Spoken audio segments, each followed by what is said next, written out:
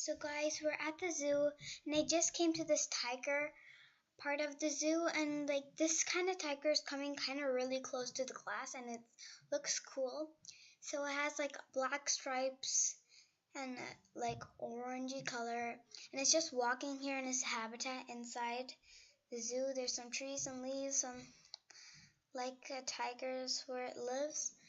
And like I think it likes it here and is wiggling its tail. That's kind of funny.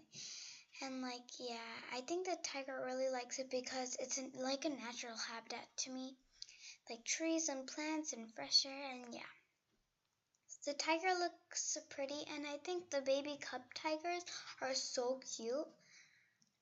And yeah, so the tiger, this looks like it's just resting in the shade.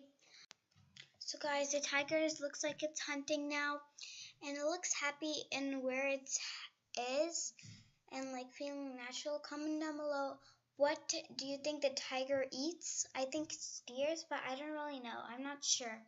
So guys, comment down below what is your two favorite animals. Mine's a tiger and a lion.